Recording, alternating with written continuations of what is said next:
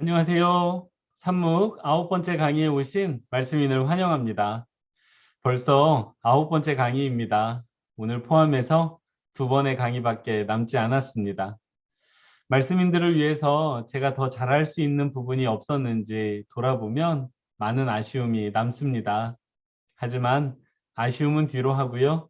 남은 2번의 강의 잘 마무리하도록 하겠습니다. 지난 8강의 총 시청 시간은 156시간이었습니다. 이것을 단순 계산하면 183명이 시청하신 것이 됩니다. 그래서 지난 강의도 전원 출석하신 것으로 인정하겠습니다. 사실 이미 10번의 강의 중에 8번을 전원 출석한 것이 되었기 때문에 220분 말씀인 전원이 이번 삶을 변화시키는 성경 묵상, 산묵을 수료하신 것이 됩니다. 하지만 우리는 수료하기 위해서 여기까지 달려온 것이 아니라 끝까지 성장하기 위해서 달려가고 있는 것이니까요. 마지막 10번째 강의까지 우리 말씀인들 함께 해주시기를 부탁드립니다. 돌아오는 9강을 들으신 이후에 그러니까 이번 강의를 들으신 이후에 작성해 주실 설문지는 2가지입니다. 대신 이번에 2가지 하는 대신에요. 다음 주 그 마지막 10번째 강의 이후에는 나가는 과제가 없을 예정입니다. 첫 번째 설문지는요. 이번 9번째 강의에 대해서 설문지, 질문에 대해서 답해 주시면 되고요. 2번째 설문지는 이번에 진행한 산묵 강의에 대한 설문지입니다. 이번 강의에서 좋았던 점과 또 아쉬웠던 점에 대해서 드리는 질문이니까요. 가급적 많은 말씀인께서 설문을 보내주시면 저에게 큰 도움이 될 것 같습니다. 하나님께서 모든 말씀인을 붙잡아 주시고 또 산묵 강의가 끝난 이후에도 산묵이 계속되기를 저는 하나님께 기도하도록 하겠습니다. 그럼 오늘 강의 시작하기에 앞서서 잠시 기도하도록 하겠습니다. 사랑의 하나님, 오늘 9번째 산묵 강의로 나아갑니다. 여기까지 인도해 주신 하나님 감사합니다. 많이 부족한 사람이 하나님의 말씀 보는 법을 강의하고 있지만 오직 성령님께서 우리의 눈을 열어주셔서 우리가 말씀을 보고 또 말씀 가운데 하나님의 뜻을 발견하게 되는 것임을 고백합니다. 그러니 오늘 이 시간에도 성령님 함께하여 주셔서 우리가 말씀을 보고 그 말씀을 이해하는 법과 또 내 삶에 적용하는 법을 잘 배우는 시간이 되게 하여 주옵소서. 무엇보다도 바라기는 말씀을 읽고 배우는 것이 중요한 것이 아니라 은혜 받은 말씀을 내 삶에 적용하며 내 삶을 바꾸어가는 것이 핵심인 것을 기억하는 모든 말씀인 되게 하여 주옵소서. 마지막까지 이 산묵 강의를 통해 하나님의 은혜를 말씀인들에게 베풀어 주시기를 간절히 바라고 원하오며 사랑 많으신 예수님의 이름으로 기도합니다. 아멘. 예, 오늘도 지난주 여러분께서 달아주신 유튜브 댓글을 살피면서 시작하겠습니다. 지난주 숨은 말씀 찾기 4번째 강의에도 많은 말씀인께서 댓글을 남겨주셨습니다. 감사합니다. 모든 댓글에 답글을 달아두었으니 댓글을 다신 분들께서는 다시 한번 방문하셔서 댓글을 확인해 주시기 바랍니다. 오늘도 4개의 댓글을 살펴보려고 합니다. 첫 번째 댓글입니다. 6가지 방향으로 적용해 보면 굉장히 역동적으로 말씀을 더 가깝게 묵상할 수 있겠구나 생각했습니다. 그런데 동시에 하나님이 우리를 위해 어떻게든 알려주시려고 다양하게 말씀을 요리해 두셨구나 하는 귀한 은혜가 느껴지네요. 엄마가 어떻게든 안 먹는 아이 먹여서 건강히 성장할 수 있도록 이것저것 다양한 요리를 해보는 것처럼요. 라는 댓글을 달아주셨는데요. 사실 4번에 걸친 숨은 말씀 찾기 강의를 통해 말씀을 관찰하는 여러 가지 방법을 제가 강의해 드리면서 제 안에 사실 갈등이 조금 있었습니다. 이렇게 좀 자세한 내용까지 성도님들이 아셔야 하는 것일까? 이것이 과연 도움이 될까? 확실한 것 한두 개만 알려드리는 것이 더 낫지 않을까? 과유불급이라고 했는데 내가 너무 내 욕심을 앞세우는 것은 아닐까? 이런 내적인 갈등이 사실 제 안에 있었습니다. 그러다가 이 말씀인의 댓글을 보게 되었는데 제가 가진 고민에 대한 너무나도 명쾌한 답을 해주고 계셔서 개인적으로 너무 감사했던 댓글입니다. 그렇지요. 하나님께서 말씀을 매우 다양한 방식으로 요리해 두셨습니다. 마치 아이에게 음식을 먹이기 위해 다양한 방식으로 요리하는 어머니처럼 하나님께서는 어떻게든 우리에게 말씀하시기 위해 다양한 방식으로 말씀을 기록해 두셨으니까 그 하나님의 말씀을 잘 이해하기 위해 다양한 방법을 배우는 것이 맞다는 생각이 들었습니다. 이번에 열심히 배우신 것들 꼭 잊지 마시고 신앙생활 하시면서 말씀 보시면서 즐겨 사용하시기를 바랍니다. 두 번째 댓글입니다. 어려운 국어 시간 같습니다. 다각적으로 성경을 묵상하고 이해하는데 계속 벽이 느껴집니다. 말씀 해석에 조급한 마음이 아닌 좀 더 평안히 묵상해 보도록 노력하겠습니다. 라는 댓글입니다. 성경 말씀을 읽고 그 말씀을 이해하는 것, 이것이 해석하는 것인데요. 이 해석하는 것이 어렵다는 한 말씀인의 댓글이었습니다. 사실 해석이 정말 쉽지 않습니다. 그리고 또 잘해야 합니다. 그래서 말씀 해석의 중요한 원칙 하나를 여기에서 말씀드리려고 합니다. 사실 말씀 해석은요, 내가 하는 것이 아닙니다. 제가 개인적으로 말씀이 해석되는 그 순간을 돌아보면요, 내가 고민해서 내가 그 고민하고 지식적인 것을 사용해서 그 어떤 의미를 발견하기보다는 어느 순간에 갑자기 말씀에 대한 의미가 내 마음과 영혼에 확 다가올 때가 있습니다. 마치 누군가 내 옆에서 내가 모르던 것을 깨우쳐 주는 것처럼 느껴집니다. 그렇게 보면요, 말씀을 해석하는 것은 내가 아니라 내 안에 계시는 성령님께서 나에게 알려주시고 나를 깨우쳐 주신다는 측면이 매우 강합니다. 그러니까 말씀님께서는요, 너무 조급해하지 않으셔도 좋습니다. 지금 당장은 말씀을 이해하지 못할 수 있지만요, 그렇다고 해서 우리 말씀님께서 잘못 가고 있는 것은 절대 아닙니다. 잠잠히 성령님의 인도하심을 바라다 보면요, 그리고 또 꾸준히 산묵을 하시다 보면요, 성령님께서 깨우쳐 주시는 것을, 그래서 성령님께서 해석해 주시는 것을, 그 기쁨을 많이 경험하시게 될 겁니다. 세 번째 댓글입니다. 강의를 통해 배운 방법을 적용해서 산묵을 해보려고 노력하고 있습니다. 그런데 어렵고 제대로 하고 있는지 걱정도 됩니다. 그래서 내가 잘 이해하고 깨달은 것인지 확인하려 다시 말씀에 집중하게 되는데 깨달은 말씀을 나의 삶에 적용하는 것이 아직은 많이 부족한 것 같습니다. 두 번째 댓글이, 조금 전에 살펴본 댓글이 말씀을 이해하고 또 해석하는 것의 어려움을 이야기하셨다면, 세 번째 댓글은 그 말씀을 적용하는 데 어려움이 있다는 댓글이었습니다. 그렇죠. 해석이 어려운 만큼 적용도 매우 어렵습니다. 그런데 적용도요, 원칙적으로 해석과 같습니다. 내가 나의 의지로 하나님의 말씀을 내 삶에 적용하고 실천하기보다는 성령님께서 깨우쳐 주셔서 은혜를 받은 그 말씀에 내가 사로잡혀 버리는 측면이 더 강합니다. 성령님께서요, 내가 은혜 받았던 말씀을 내 일상의 삶에서 계속 생각나게 하시는 겁니다.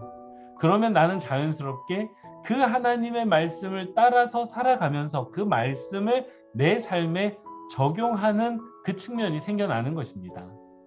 그러니까요, 말씀의 적용과 실천도 사실은 내가 하는 게 아닙니다. 내 안에 계시는 성령님께서 나에게 계속 생각나게 하시고 나로 하여금 그 말씀에 이끌림을 받게 하셔서 그렇게 인도하셔서 몰아가시는 측면이 적용에서도 매우 강한 것을 기억하시면 좋겠습니다. 네 번째 댓글입니다. 강의를 들으면 묵상의 깊이가 더욱 깊어지는 건 사실이지만 점점 더 어려워지고 벽이 생기는 느낌입니다. 가볍게 시작했는데 이제 공부처럼 되니 조금 부담스러운 마음이 생깁니다. 라는 댓글이었습니다. 산묵 강의를 통해 묵상에 대해서 많이 알아가실수록 배운 것을 다 산묵을 할 때, 묵상을 할 때 해야 하나, 이런 부담감을 가지고 계신 말씀인이 많으신 것 같아요. 오늘 댓글을 달아주신 말씀인도 그 중에 한 분이신 것 같고요. 그래서 제가 지금 여러분께 읽어드린 댓글 그 밑에 답글로 뭐라고 달아놨냐 하면요, 제가 달아놓은 댓글 내용입니다. 깊은 바다로 나아가기 위해서는 고된 훈련이 필요한 것처럼 깊은 말씀의 세계로 내려가기 위해서는 고된 훈련이 필요합니다. 어렵게 느껴지시고 공부처럼 여겨지시는 것도 당연합니다. 천천히 한 10년 정도 생각하시면서 하나하나 해나가신다 생각하면 좀 편하지 않으실까요? 라고 댓글을 달았습니다. 저는 모든 말씀님께서 정말 이렇게 생각하시면 좋겠어요. 지금 당장 1, 2개월 안에 아니면 1년 안에 저와 함께 배운 내용을 다 습득하고 또 그대로 적용한다고 생각하지 마시고 1년, 2년, 길게는 5년에서 10년까지 내가 꾸준히 말씀을 묵상해 가면서 이 방법들을 적용해 보겠다라고 생각하시면 부담이 좀 적어지지 않을까요? 하나님께서 우리에게 바라시는 건요. 얼마나 묵상을 잘 했느냐가 아니라 얼마나 꾸준히 묵상을 하고 있느냐입니다. 그리고 또 묵상을 통해서 얼마나 좋은 시간을 하나님과 보내고 있느냐, 이것을 하나님께서 우리에게 물으시기 때문이에요. 부디 산목을 잘해야 된다, 배운 내용을 다 적용해야 된다는 부담감은 내려놓으시고 그 부담감은 쭉 내려놓으시고 하나님과 만나는 것에 대한 기대는 쭉 높이시는 우리 말씀인들 되셨으면 좋겠습니다. 여기까지 살펴봤고요. 이번 주도 많은 댓글을 기다리고 있겠습니다. 감사합니다. 이어서 말씀인께서 제출해 주신 구글 설문지를 살피도록 하겠습니다. 지난주에는 효과적인 관찰을 위한 6가지 실마리, 강조, 반복, 연관, 유사, 상반, 도움되는 것들에 관해서 말씀드렸고요. 이와 관련된 연습을 하시도록 질문을 드렸습니다. 사실 지난 강의가 이제까지 강의 중에 제일 어려웠습니다. 그런데도 많은 말씀인께서 구글 설문지를 보내주셨고요. 다들 너무나도 훌륭하게 잘 하셨습니다. 말씀인의 그 답을 보면서요, 제가 깜짝깜짝 놀랄 때가 많았습니다. 그리고 여러분의 답글을 보면서 역시 하나님께서는 성경 말씀을 열고 직접 묵상하는 사람에게 말씀하시는 것을 정말 기뻐하시는구나, 이 사실을 다시 한번 우리 말씀인들을 통해 확인하는 시간이었습니다. 1번 질문입니다. 누가복음 15장에서 연속해서 나오는 비슷한 3가지 비유를 통해 강조되는 것을 찾아보시라는 부탁을 드렸습니다. 먼저 비슷한 내용의 비유가 누가복음 15장에는 3가지 연속해서 나오고 있다는 점에서 이 비유들은 반복입니다. 그러니까 강조되는 것이지요. 그만큼 주님께서 이 3가지 비유를 중요하게 생각하셨던 것입니다. 이렇게 이 3가지 비유는 내용적인 측면에서는 유사하지만 분량에 있어서는 큰 차이를 보이고 있습니다. 가장 먼저 나오는 잃어버렸다가 찾은 양의 비유는 4에서 7절, 총 4절에 걸쳐서 나오고 있고요. 잃어버렸다가 다시 찾은 동전의 비유는 8절에서 10절까지 3절에 걸쳐서 나오고 있었습니다. 마지막으로 잃어버렸다가 다시 찾은 아들의 비유는 11절에서 32절까지 무려 21절에 걸쳐서 나오고 있었습니다. 일단 이처럼 분량에서 큰 차이가 나고 있습니다. 무엇을 더 중요하게 보셨을까요? 당연히 주님께서는 3번째 비유를 더 강조하신 것입니다. 그렇다면 왜 주님께서는 3번째 비유를 더 길게 이야기하시면서 강조하고 계실까요? 이유가 무엇일까요? 라고 말씀인께 질문을 드렸는데 여기에 대한 말씀인들의 답변을 보면서 제가 많이 놀랐습니다. 한 4가지 정도 말씀인의 답변을 소개하려고 하는데요. 먼저 한 말씀인께서 이렇게 얘기를 해주셨어요. 회개의 의미를 담고 있기 때문에 이 3번째 비유가 길고 중요합니다 라고 답해 주셨는데요. 너무나도 중요한 관찰입니다. 이 3번째 비유에서 우리의 눈과 마음을 먼저 사로잡는 것은 아버지의 사랑입니다. 그 아들의 실수와 아들의 실패보다요, 아버지의 사랑이 압도적으로 크기 때문에 우리는 이 말씀을 보고 또 묵상할 때 아버지의 사랑하시는 것과 아버지가 용서하시는 그 모습에 우리의 마음을 빼앗기는 것입니다. 그러나 그것만 있는 것이 아니지요. 아버지께로 돌아오는 과정에서 회개, 즉 돌이킴은 너무나도 중요한 포인트였습니다. 주님께서는 이것에 대해서도 강조하고 계시다는 것입니다. 돌이킴과 하나님의 사랑이 어딘가에서 만나는 지점이 있겠지요. 그것을 이야기하기 위해 분량이 길어졌다라고 말씀님께서 답해 주신 것입니다. 2번째 답변입니다. 앞에 두 비유는 주인이 찾았지만 마지막 비유는 잃어버린 대상이 스스로 회개하며 돌아왔다는 사실이 다릅니다. 라고 답을 해주셨어요. 이 말씀인은 비유들에 있어서 주체가 누구인지를 관찰하셨습니다. 그랬더니 앞에 두 비유는 주인이 잃어버린 것을 적극적으로 찾았던 경우입니다. 반대로 세 번째 비유는요, 일단 잃어버린 게 아닙니다. 스스로 나간 것이지요. 그리고 스스로 돌아온 것입니다. 아버지 곁을 떠났다가 다시 돌아왔다는 차원에서 앞에 것은 잃어버린 걸 찾는 반면에 이것은 나갔던 것이 돌아온다는 차원에서 완전히 다른 것이지요. 그런 의미에서 더 심도 있는 비유가 세 번째 비유인 것이 맞습니다. 좀 더 우리 사람의 삶에 직접적으로 연결되는 비유인 것이지요. 세 번째 말씀인의 답변입니다. 앞에 두 가지 사건은 비교의 대상이 다수와 하나였지만, 즉 100마리의 어린 양 중에 한 마리를 잃어버렸던 것이고요. 두 번째 비유는 10개의 동전 중에 하나를 잃어버린 것이었습니다. 즉 다수와 하나였다면 마지막 사건은 비교의 대상이 두 사람이어서 뚜렷하게 차이점을 발견할 수 있습니다. 다수에서 숫자를 줄여가는 비유를 사용하셔서 구원의 대상이 한 사람 한 사람에게 있음을 알려주시는 것 같습니다. 라고 답을 해주셨어요. 저는 이 말씀을 보면서 그 숫자에 주목해 본 적이 없는데, 그 숫자를 관찰한 적이 없는데, 이 말씀인께서는 그 숫자에 주목하고 관찰하시면서 묵상을 하셨습니다. 이래서요, 말씀은 혼자 보는 것보다 말씀은 함께 보는 것이 너무나도 좋습니다. 왜냐하면 내가 볼 수 있는 것이 한 10가지라면 우리가 함께 말씀을 보면 보게 되는 것이 100가지 또 1000가지까지도 늘어날 수 있기 때문입니다. 이 말씀인께서는요, 다수 중 하나를 잃어버린 비유에서 관계가 1대1로 한정되는 비유로 이동해 가면서 말씀을 읽는 독자로 하여금 자연스럽게 다수에서 한 사람으로 집중하게 하는 효과가 구원의 문제와 관련이 있다라고 관찰하신 것입니다. 아주 좋고 또 중요한 관찰이었던 것 같습니다. 네 번째 답변입니다. 양이나 동전은 누군가에 의해 보살핌을 받거나 던져지는 수동적인 동물과 사물이며 주인이 찾거나 보살피는 존재인 반면에 아들은 능동적으로 자신이 선택하고 주인에게로 돌아오는 존재라고 답을 해주신 말씀인도 있었습니다. 이보다는 조금 길었는데 제가 조금 줄였습니다. 이 말씀인께서는요, 찾는 대상이 수동적인 대상인지 능동적인 대상인지에 대해서 중심을 두고 또 관찰한 것입니다. 이 외에도요, 정말 훌륭하고 좋은 관찰이 많았습니다. 제가 세 가지 비유의 순서에 담긴 강조점에 대해서도 또 질문을 드렸었는데요.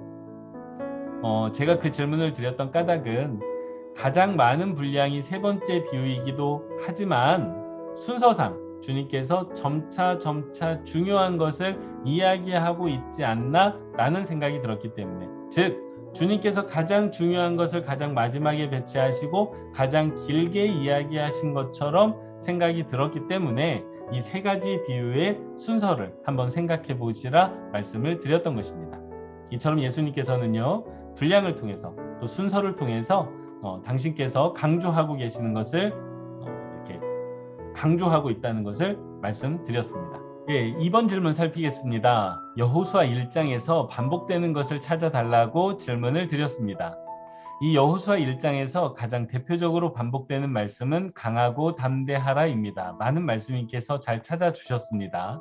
그리고 이 말씀 외에도요, 반복되는 말씀들이 많은데 지켜 행하라, 또는 땅을 주리라, 그리고 하나님께서 너와 함께 하리라는 말씀이 반복되고 있습니다. 그런데 이 말씀들, 반복되는 말씀들 가운데 참 재미있는 것이 하나 있는데요. 그게 뭐냐 하면 강하고 담대하라는 말씀은 언제나 하나님께서 너와 함께 하신다는 말씀과 함께 짝지어서 나오고 있다는 사실입니다. 먼저 여호수아 1장 5절에서 하나님께서는 내가 너와 함께 할 것이다 말씀해 주십니다. 그리고 이어지는 6절과 7절과 그리고 또 9절에서 강하고 담대하라는 말씀을 하고 계세요. 그리고 9절 말미에 가면 하나님께서 내가 너와 함께 하겠다 다시 약속을 해주십니다. 이 말씀이 17절과 18절에서도 반복되는데요. 먼저 17절 말씀을 보면 하나님께서 여호수아 당신과 함께 하십니다 라는 말씀이 나오고 있고요. 이어지는 18절에서 그러니 강하고 담대하라고 이야기해주고 있습니다. 그러니까 강하고 담대할 것과 하나님께서 함께 하신다는 말씀은요, 항상 이렇게 짝을 지어서 반복되고 있습니다. 이렇게 보면요, 여호수아가 강하고 담대할 수 있는 가장 큰 이유가 선명하게 드러나는데 그게 무엇 때문입니까? 하나님께서 함께 하시기 때문입니다.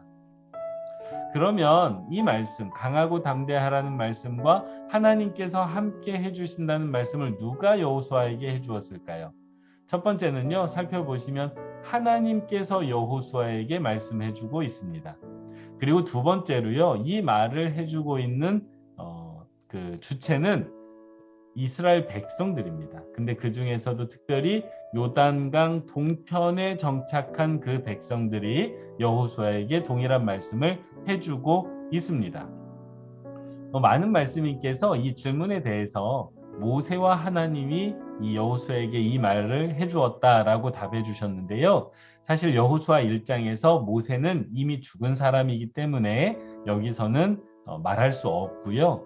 신명기에 가면 사실 모세가 여호수아에게 같은 말씀을 해주고 있습니다. 허나 여호수아 1장에서는 하고 있지 않고요. 여호수아 1장에서는 하나님과 특별히 요단강 동편에 자리한 그 백성들이 여호수아에게 이 말을 해주고 있습니다.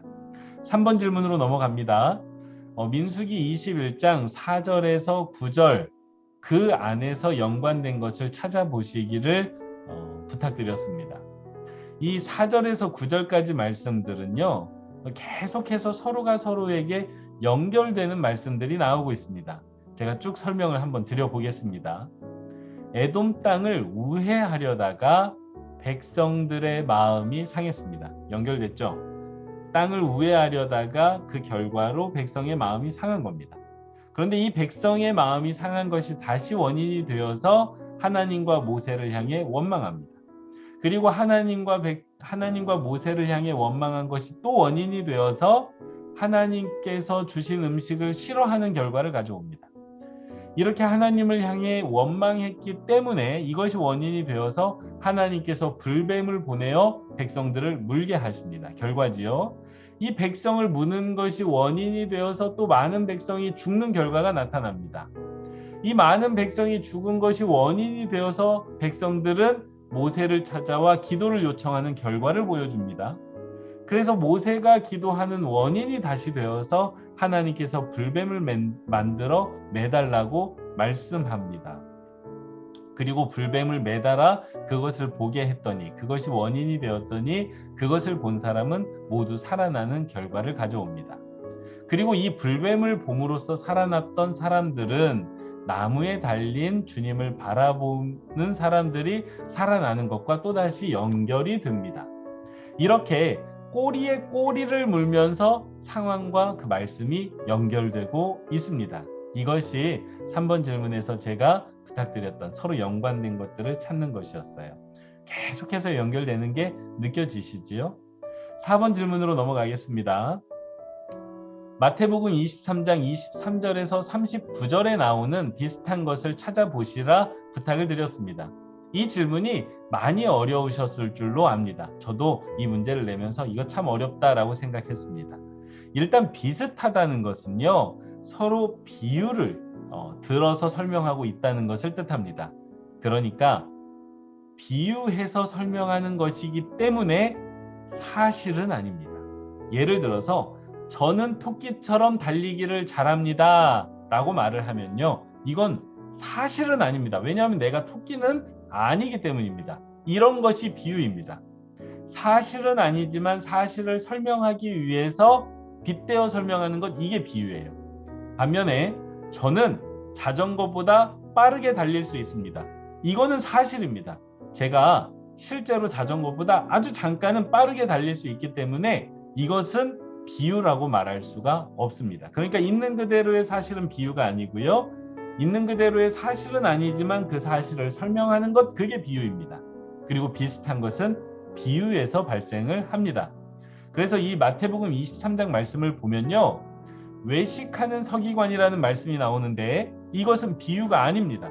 왜냐하면 그들이 정말로 외식하는 사람들이었기 때문입니다.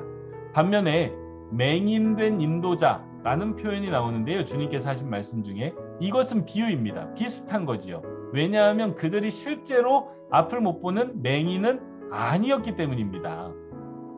이렇게 보면 4번 질문에 대한 답들이 보이기 시작하는데요. 먼저 맹인된 인도자, 그리고 하루살이는 걸러내고 낙타는 삼키는도다. 이것도 비유입니다. 왜냐하면 낙타를 진짜 삼키는 것은 아니거든요. 잔과 대접의 겉은 깨끗이 하되 그 안에는 탐욕과 방탕이 가득하다. 이것도 비유입니다. 왜냐하면 바리새인을 잔과 대접에 비유했기 때문입니다. 회칠한 무덤 같으니 이것도 비유지요. 반면에 선지자의 무덤을 만들고 의인들의 비석은 꾸민다. 이것은 실제로 있었던 사실입니다. 그러니까 이것은 또 비유가 아닙니다. 뱀들아 독사의 새끼들아 이것은 비유입니다. 암탉이 그 새끼를 날개 아래에 모음같이 이것도 비유입니다. 여기까지가 비슷한 것들을 서로 연결했던 주님의 말씀입니다. 5번 질문입니다. 민수기 13장 25절에서 14장 10절 사이에 나타난 그러나 찾기입니다. 다들 잘 찾아주셨는데요. 첫 번째 그러나는 13장 28절에 나오고 있습니다. 그 땅에 젖과 꿀이 흐르는데 이것은 그 땅의 과일이니이다. 그러나 라고 되어져 있죠. 반전이 있습니다. 하나님의 말씀은 맞습니다. 그 땅이 젖과 꿀이 흐르는 땅은 맞습니다. 그리고 그 땅의 과실이 이렇게 풍성합니다. 그러나 그 언약을 따라가지 않겠다는 것입니다. 두 번째 그러나는 13장 30절에 나오고 있습니다. 앞서 하나님의 언약을 따라가지 않겠다는 그 백성들을 향해서 갈렙이 앞으로 나서서 이렇게 말합니다. 갈렙이 모세 앞에서 백성을 조용하게 하고 이르되 우리가 곧 올라가서 그 땅을 취하자 능히 이기리라 하나. 긍정적으로 갈렙이 이야기하였습니다. 그러나 숨어있는 그러나입니다. 축약형으로 앞문장에 포함된 그러나입니다. 처음에는 하나님의 언약을 따르지 않겠다고 했고 이제는 우리가 그 땅을 취할 수 있다는 갈렙의 말도 따르지 않겠다라고 이야기하는 것입니다. 세 번째 그러나는 13장 9절에 나오고 있습니다. 비관적으로 바라보는 백성을 향해 이번에는 여호수아가 분연히 일어나 외칩니다. 그들의 보호자는 떠났고 여호와는 우리와 함께 하시느니라. 그들을 두려워하지 말자 하나. 또다시 그러나가 숨어 있지요. 두려워하지 말라는 그 여호수아의 말에 대해서 그러나 우리는 듣지 않고 오히려 여호수아를 돌로 치려고 합니다. 참 안타까운 세 번의 그러나입니다. 백성의 그러나는 정말 이렇게 안타까운 그러나 하나님의 언약을 따라가자는 그 말을 반대하는 그러나입니다. 하지만 여호수아와 갈렙의 그러나도 있었습니다. 백성들이 그렇게 부정적으로 변하자 그러나 여호수아와 갈렙은 언약을 따라가자 말했습니다. 이것은 완전히 숨겨진 그 문맥 안에 깊이 숨겨진 그러나였습니다. 그래서 사실 5번 질문에 나오는 본문 가운데는요 총 5번의 그러나가 나오고 있었습니다. 3번은 백성들의 그러나고요 2번은 여호수아와 갈렙의 그러나였습니다. 우리가 주로 사용하는 그러나는 누구의 그러나입니까? 여호수아와 갈렙의 그러나입니까? 아니면 백성들의 그러나입니까? 한 번쯤 우리 말씀님께서 생각해 보시면 좋겠습니다. 마지막으로 6번 질문입니다. 디모데후서 1장을 삽묵하고 실제로 도움이 되는 것을 찾아보시라고 부탁을 드렸습니다. 감동적인 적용이 많았습니다. 특별히 손녀를 둔 말씀님께서 자신도 외할머니에게 믿음을 물려받았음을 이야기하시면서 자신도 손녀에게 믿음을 전하고 싶다는 말씀을 해주셨어요. 자신의 외할머니를 기억하시고 또 자신이 할머니 된 입장에서 그 위치에서 손녀딸에게 복음을 전하고 싶다는 이야기를 하신 분이 계시고요. 또 어떤 말씀이는 위로 어머니에게 믿음을 물려받았고 또 자기는 자신의 딸에게 믿음을 물려주고 싶다는 고백도 해주셨습니다. 그리고 한 말씀님께서 이런 글을 달아주셨어요. 모두가 나에게 주시는 말씀입니다. 디모데후서 1장이 그 모두가 다 나에게 주시는 말씀입니다. 답은 틀릴 수 있어도 말씀이 너무 좋습니다. 감사합니다. 라고 이렇게 답을 해주셨는데 저는 이 말이 가장 우리에게 맞는 정답 같습니다. 모든 말씀인에게 그 말씀의 풍성함이 가득하기를 소망합니다. 여기까지 구글 설문지 살펴보는 시간 마치도록 하겠습니다. 감사합니다. 네, 이제 본격적인 오늘 강의를 시작하도록 하겠습니다. 오늘은 해석과 적용, 말씀의 빈칸 채우기 시간입니다. 오늘은 네 가지를 살펴보려고 하는데요.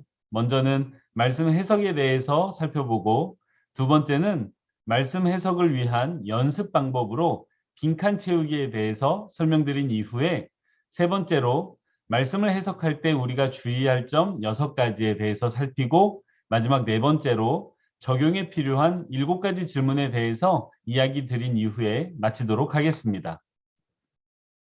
먼저 말씀 해석입니다.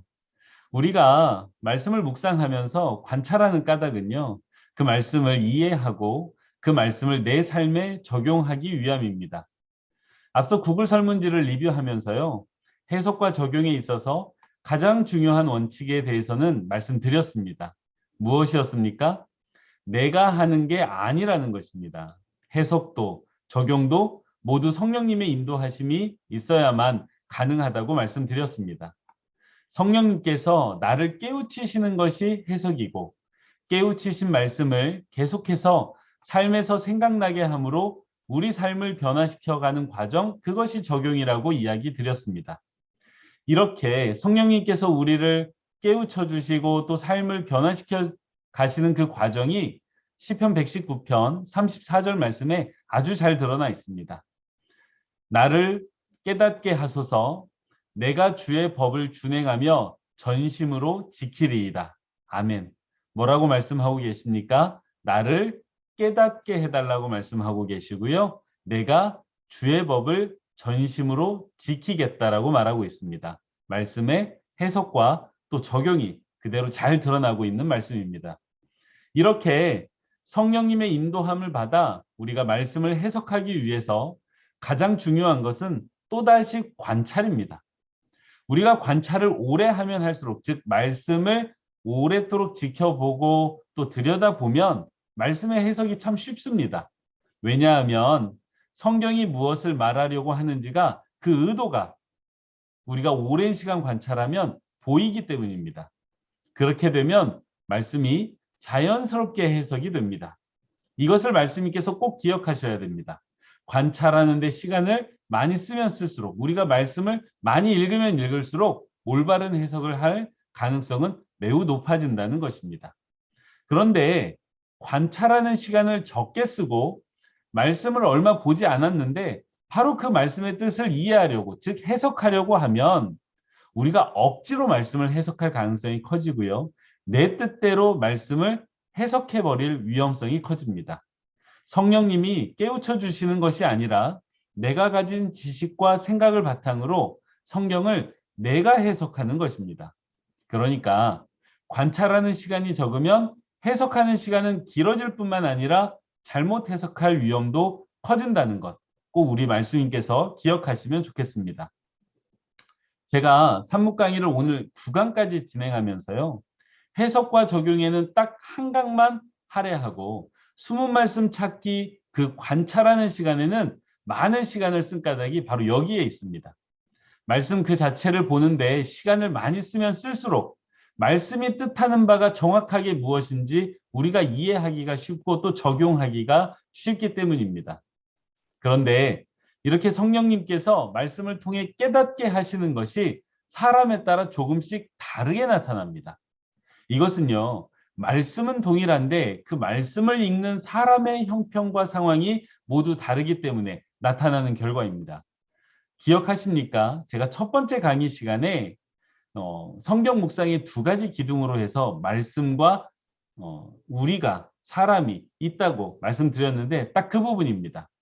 이렇게 말씀은 동일하지만 말씀을 읽는 사람의 형편과 상황에 따라 말씀이 조금씩 다르게 다가오다 보니 같은 말씀을 묵상해도요, 사람마다 보는 게 조금 다르고 이해하는 게 조금씩 달라집니다. 말씀이 이야기하시는 것은 동일한데 그 말씀을 받는 사람이 조금씩 다르다 보니 그 말씀이 드러나는 결과 또한 조금씩 다르게 되는 것입니다. 이제 그것을 조금 설명드리도록 하겠습니다. 여러분 그림 하나 보고 계시지요? 이 그림에 나오는 두 사람이 누구인지 아시겠습니까? 예. 요한복음 4장에 나오는 예수님과 사마리아 여인입니다. 예수님이 사마리아 수가성에 도착해서 목이 말라 우물가에 계실 때 한 여인이 물을 뜨러 왔습니다.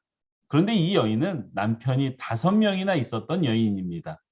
참 여러 가지 사연이 있는 사람이었겠지요. 이 여인과 대화를 나누던 주님께서는요, 이 여인에게 영원히 목마르지 않을 생수를 주시겠다라고 약속하십니다. 그리고 또 더불어서 영과 진리로 예배할 때가 올 것도 말씀해 주셨습니다. 바로 그 대화의 장면을 그리고 있는 그림입니다. 시몬 드웨이라는 화가가 그린 우리에게 아주 잘 알려진 그림이기도 합니다. 이 그림을 보면요, 예수님과 여인의 위치 선정이 전형적입니다. 예수님이 위에서 아래로 내려다보고 계십니다. 반면에 그 여인은 예수님 발치에 앉아서 그 말씀을 듣고 있습니다. 전형적으로 스승과 제자의 관계처럼 보입니다. 예수님은 매우 위험 있고 또 인자하게 표현되어 있고요. 여인도 남편이 다섯이나 있었던 여인처럼 보이지 않고 매우 정숙하게 보이는 것이 사실입니다. 그리고 화가는요, 오직 두 사람만 그려놓고 있습니다. 두 사람의 관계에만 집중을 하고 있는 것입니다. 자, 그럼 또 다른 그림 하나를 보도록 하겠습니다. 자, 이 그림은 어떻습니까? 이 그림도요, 같은 요한복음 4장 말씀을 가지고 안니발리 카라치라는 이탈리아 화가가 그린 작품입니다. 앞의 그림과 비교하면 어떻습니까? 정말 느낌이 많이 다르지요? 먼저 예수님과 여인의 위치 선정이 어떻습니까? 그림 중앙에 여인이 자리하고 있습니다. 그림의 중심이 여인에게 있는 것입니다. 반면에 예수님은요, 오른쪽에 치우쳐 있으시지요. 그리고 우물 뒤로 보시면 빵을 구하러 갔던 제자들이 돌아와 있습니다. 그런데 재미있는 것이 예수님이 입고 계시는 그 옷이 분홍색인데 뒤로 보이는 제자들 가운데 한 명의 옷이 분홍색입니다. 이렇게 예수님의 옷과 제자의 옷의 색깔이 같음으로 인해서요, 그림의 좌우가 균형을 이루고 있습니다. 반면에 여인의 옷은 어떻습니까? 아주 밝게 빛나면서 색도 노란색으로 선명하게 드러나고 있는 것을 확인하실 수 있지요. 이렇게 보면요, 카라친이라는 이 화가는요, 죄송합니다. 카라친이라는 화가는요, 여인을 중심에다 두고 이 그림을 그린 것을 알 수 있습니다. 여인이 중심에 있고 예수님과 제자가 균형을 이루고 있지요. 뿐만 아니라 예수님과 여인의 위치 선정만 보아도요, 동일한 높이에서 선정되어 있음을 볼 수 있습니다. 앞선 그림은 예수님 발치에 여인이 앉아있는 모습이었는데 이 두 번째 그림에서는요, 이 여인은 분명히 일어나서 어디론가 떠나려는 모습, 즉 훨씬 역동적인 모습을 보여주고 있습니다. 자, 이렇게 두 그림을 함께 보면 그 차이가 더 잘 보입니다. 이 그림을 그리기 전에 아마도 두 화가 모두 요한복음 4장 말씀을 몇 번이고 읽어봤을 것입니다. 묵상한 것입니다. 그렇지 않았겠습니까? 그런데 그 말씀 속에서 묵상하면서 본 것이 다른 것입니다. 첫 번째 화가 시몬 드웨이는요, 예수님께서 그 여인에게 자상하게 말씀하시는 그 모습을 보았고, 안니발리 카라치라는 이 화가는요, 예수님의 말씀을 다 듣고 그 자리를 떠나는 여인의 모습에 집중한 것입니다. 서로에게 다가온 장면이 달랐던 것이지요. 첫 번째 화가는 예수님께 집중하는 여인의 모습을 보았고, 두 번째 화가는 그 예수님을 떠나는 그 여인에게 집중해서 보았던 것입니다. 같은 하나님의 말씀인데 왜 서로 다르게 다가온 것입니까? 서로의 상황과 형편이 달랐기 때문입니다. 그래서 같은 성령님께서 같은 말씀으로 각자에게 다른 은혜를 주신 것입니다. 이렇게 성령님께서 말씀으로 내게 상황과 형편에 맞추어 깨우쳐 주시는 것, 내 상황과 형편에 맞추어 나를 일깨워 주시는 것, 그것이 바로 말씀 해석인 것입니다. 네, 이제 두 번째로 말씀을 해석하는 간단한 연습을 좀 해보도록 하겠습니다. 말씀을 해석한다는 것은요, 앞에서도 이야기 드렸듯이 하나님께서 나를 깨우쳐 주시는 과정입니다. 물론 그 전제로는 말씀을 충분히 관찰해서 말씀 자체가 의미하고 뜻하는 것이 무엇인지는 알고 있다는 전제를 바탕으로 합니다. 그 전제에서 나를 깨우쳐 주시는 성령님을 통해 말씀을 이해하고 해석하는 훈련이 바로 빈칸 채우기입니다. 이 방법은요, 제가 미국에서 공부할 때 학교 교수님께서 알려주시고 또 여러 학생들과 함께 훈련했던 방법입니다. 요한복음 3장 16절에서 17절 말씀, 우리가 너무나도 잘 알고 사랑하는 말씀입니다. 하나님이 세상을 이처럼 사랑하사 독생자를 주셨으니 이는 그를 믿는 자마다 멸망하지 않고 영생을 얻게 하려 하심이라.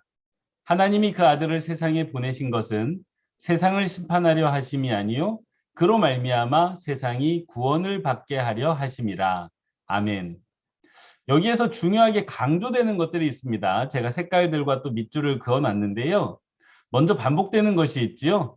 세상이라는 단어가 붉은색으로 반복되고 있습니다. 무엇입니까? 중요합니다. 그런가 하면 대조가 되는 것도 있습니다. 초록색을 보시면 되는데요. 구원과 영생이 심판과 대조를 이루고 있습니다. 서로 관련되어 있는 단어도 있습니다. 밑줄 그어진 단어들이 바로 그 단어들인데요. 영생과 구원은 연결되어 있습니다. 그리고 또 독생자와 그 독생자를 믿는 자라는 것은 또 연결되지요. 이렇게 독생자와 믿는 자가 연결되고 또 그것은 영생과 구원으로 연결이 돼서 이 네 단어, 독생자, 믿는 자, 영생, 구원은 서로 연결되면서 강조되고 있습니다. 여기까지 우리가 관찰에 대해서 그 관찰을 배웠던 것을 잠깐 복습해 봤고요. 이제 오늘 연습하려고 하는 것을 해볼 텐데요. 여기에서 반복되는 단어, 즉 중요한 단어지요. 세상이라는 말 대신에 다른 단어, 좀 더 인격적이면서도 구체적인 단어를 한번 그 자리에 넣어 보도록 하겠습니다. 자, 세상이라는 자리가 이제 비워지고 빈칸으로 이렇게 남겨져 있는데요. 아래에 대신할 수 있는 그 세상이라는 단어를 대체할 수 있는 단어를 몇 가지 제시해 보았습니다.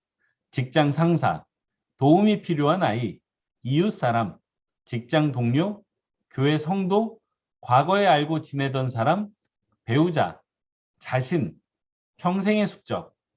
여러분 뭘 넣어보고 싶으십니까? 마음에 드는 것 하나 골라가지고 그 빈칸에 한번 넣어보시기 바랍니다.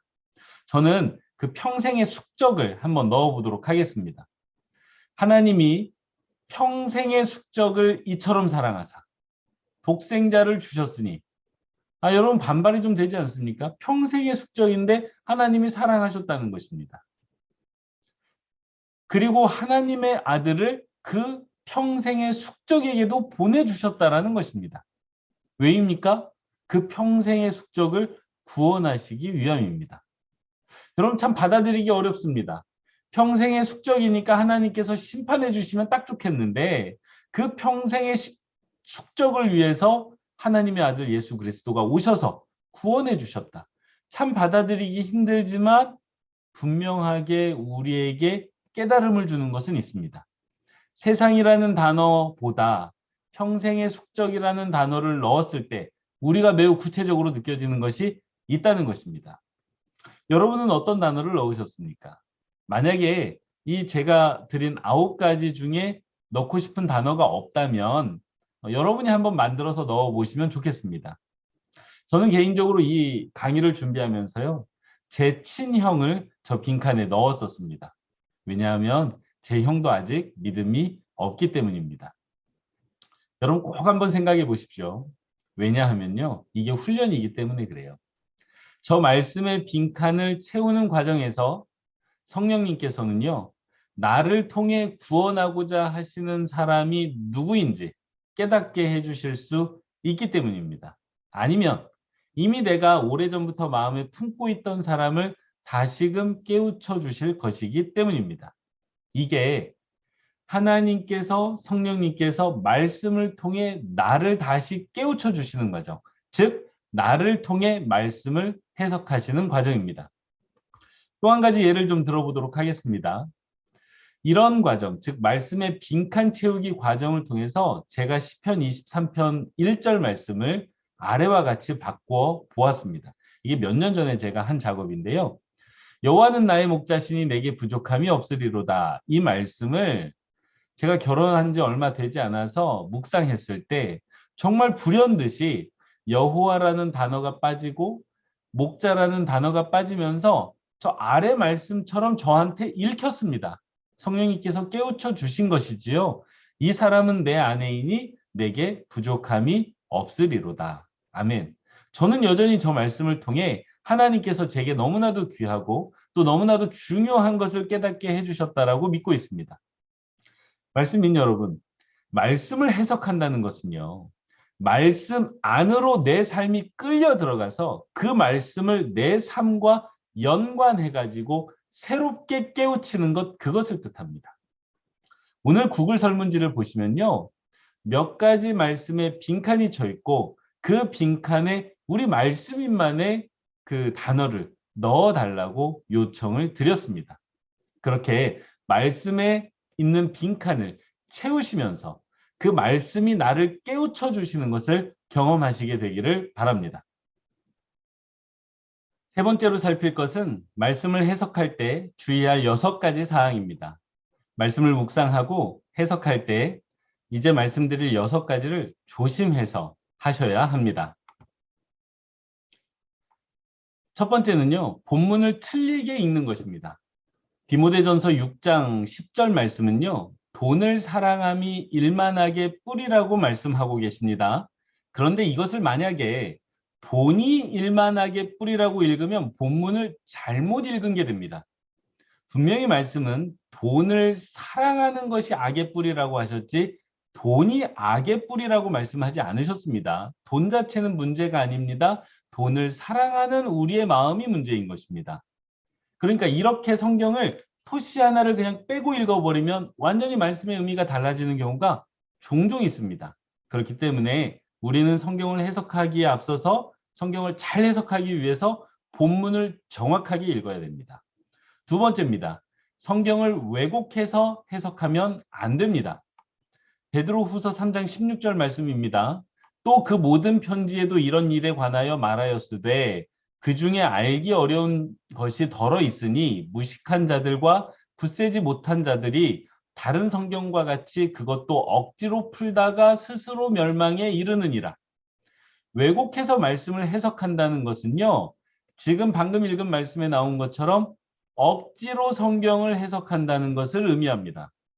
말씀인 여러분, 성경을 모르면요. 모르겠다 싶으면 무슨 뜻인지 모르겠다 싶으면 억지로 알려고 하지 않으셔도 됩니다.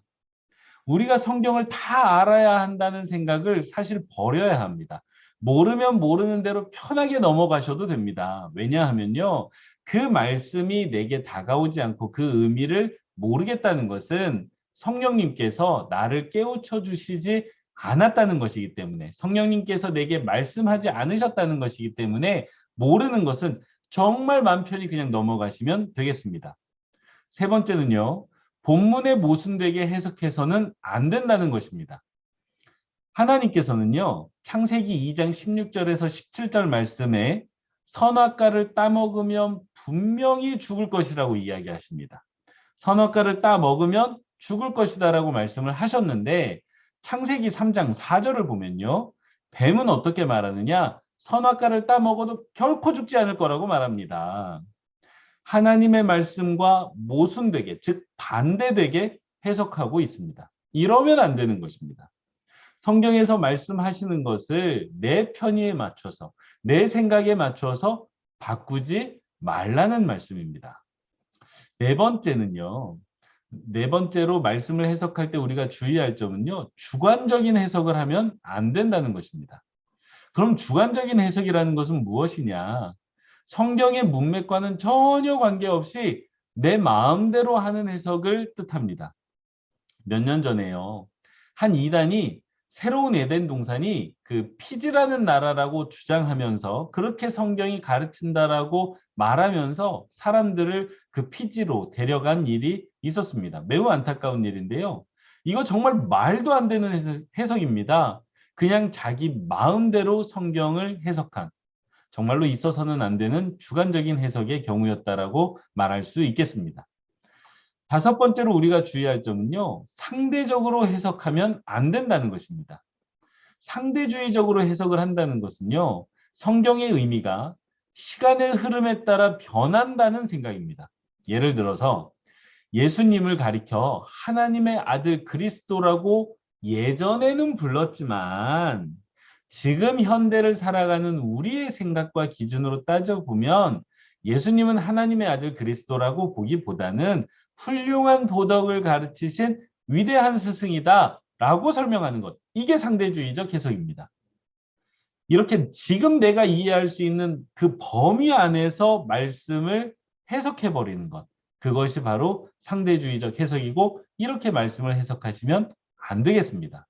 그러니까 내가 말씀을 따라가야지 내가 말씀을 끌고 오면 안 된다는 것입니다. 마지막 여섯 번째입니다. 지나친 자신감으로 성경을 해석하는 일이 없어야 합니다. 저희가 인생을 살아갈 때도 그렇지만요. 성경을 공부할 때에도 자만심으로 일관하다 보면 결국에는 무너지기 마련입니다. 그러므로 어느 한 부분이라도요. 어떤 성경 한 구절이라도 내가 이 성경에 대해서는 다 알아. 이렇게 자신하는 것만큼 위험한 것은 없다는 것을 꼭 명심하시고 늘 말씀 앞에 겸손하게 서시는 말씀이 되시기를 바랍니다. 마지막 네 번째입니다. 마지막으로 해석한 말씀을 우리 삶에 적용하는 데 도움이 될 만한 7가지 질문에 대해서 이야기 드리도록 하겠습니다. 첫 번째 적용 질문은요. 내가 따라야 할 모범이 그 말씀 안에 있는가를 살펴보라는 것입니다. 그 말씀을 묵상하고 읽었는데 그 말씀 안에서 내가 본받고 배워야 하는 모습이 있다면 그것을 살펴서 내 삶에 적용해 보라는 것입니다. 두 번째 적용 질문은요. 내가 피해야 할 죄가 있는가라는 것입니다. 사실 말씀을 보기 전에는 내가 죄인 줄 몰랐습니다. 내가 이렇게 해도 되는 줄 알았다. 내가 다른 사람 험담 좀 해도 되는 줄 알았어요. 근데 말씀을 묵상하다 보니까 그게 하나님 앞에 범죄인 것입니다. 형제를 나가라 하는 자마다 그가 하나님의 나라에 들어가지 못할 것처럼 말씀하시는 주님의 말씀을 보면서 내가 형제에 대해서 험담하면 안 되겠구나 라는 것을 깨달은 것입니다. 그러면 그것을 그렇게 죄라는 것을 깨달은 것을 나에게 적용하라는 것입니다. 세 번째 적용 질문은요. 내가 붙잡아야 할 약속이 있는가입니다. 성경에는 하나님과 주님께서 해주신 약속의 말씀들이 정말 많습니다. 예를 들어서 마태복음 마지막 28장 마지막 절에 나오는 말씀이 내가 세상 끝날까지 너희와 항상 함께 있으리라는 말씀입니다. 이것도 일종의 약속입니다. 세상 끝날까지 함께 해주시겠다라고 약속해 주시지 않습니까? 성령님께서 그 말씀을 깨우쳐 주시면 내가 그 말씀을 붙잡는 훈련을 하는 것입니다. 주님께서 나와 함께 하시는구나. 세상 끝날까지 함께 해주신다라고 약속해 주셨구나. 그 말씀을 붙잡고 그 말씀을 내 삶에 적용하면서 의지하면서 가는 것입니다.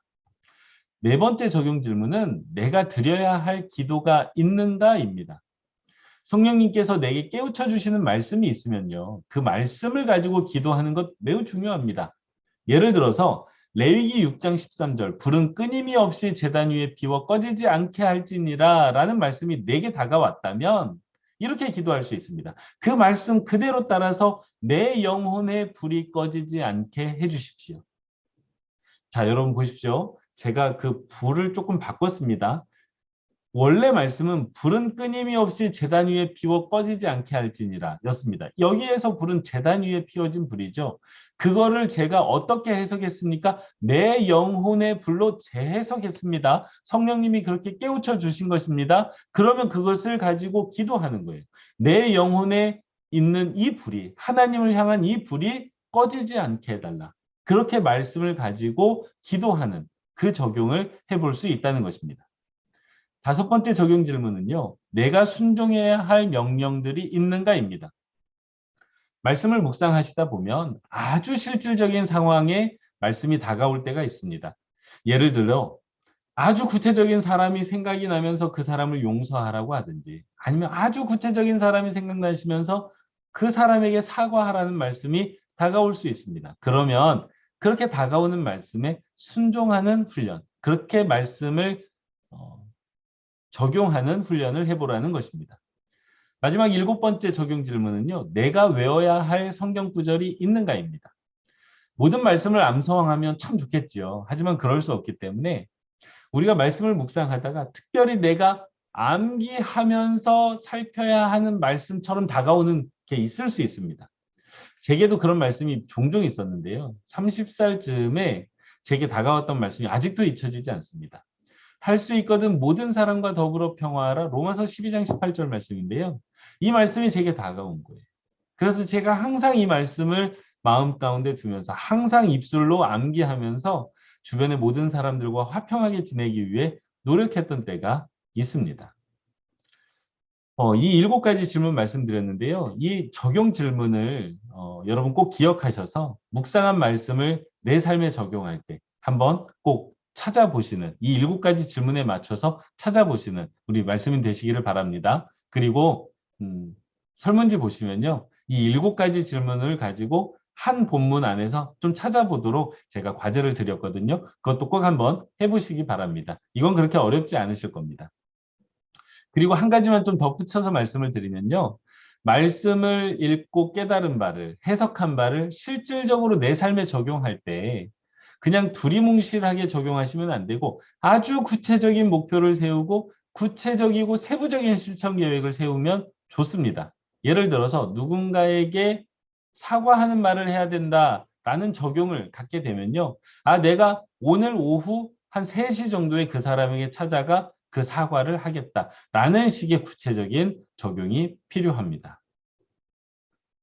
자, 여러분 여기까지입니다. 사실 제가 이 10주간 준비했던 산목 강의의 중요한 내용, 대부분의 중요한 내용이 오늘로 마무리가 되었습니다. 그럼 다음 주는 중요하지 않느냐? 그렇지 않습니다. 다음 주도 매우 중요합니다. 다음 주에는 다만 약간 에필로그처럼 진행을 할 생각이고요. 그러면서도 정말 중요한 것, 말씀 묵상을 나누는 공동체에 대한 이야기를 드릴 계획입니다. 그러니 말씀님께서는 10강까지 꼭 함께 해주시기를 부탁드립니다. 또 앞서 이야기 드린 것처럼 구글 설문지가 2개 있습니다. 하나는 오늘 들으신 이 9강에 대한 설문지가 하나 있고요. 또 하나는 산묵강의 전체에 대한 여러분의 평가 설문지가 하나 있습니다. 두 번째 평가 설문지는 많은 분들의 참여를 부탁드리겠습니다. 자, 이제 강의 마치겠습니다. 오늘도 정말 수고 많이 하셨고요. 이전 강의와 같이 새롭게 깨닫게 된 것들을 유튜브 댓글로 남겨주시면 감사하겠습니다. 지금 화면을 보시면요. 유튜브 댓글을 통해 커피 쿠폰을 받으실 13분의 말씀인 명단이 나가고 있습니다. 바로 제 여기 오른쪽에 지금 보이고 있지요? 네. 이분들은 지난 8번의 강의에서 한 번도 빼놓지 않고 댓글을 달아주셨던 분들입니다. 너무나도 감사드리고요. 제가 쿠폰을 맡겨놓으면 카페뜨레에서 문자가 발송될 것입니다. 다음 주에는요. 구글 설문지를 한 번도 빼놓지 않고 제출해 주신 분들을 시상하도록 하겠습니다. 그리고 말씀드렸듯이 다음 주에는 하나님의 이야기를 나누는 산목공동체라는 마지막 강의가 진행되니까요. 같이 기대해 주시고 또 참여해 주시기를 부탁드립니다. 감사드리고요. 저는 또 여러분 교회에서 뵙도록 하겠습니다. 말씀인 여러분 사랑합니다. 축복합니다. 여러분 계셔서 행복합니다.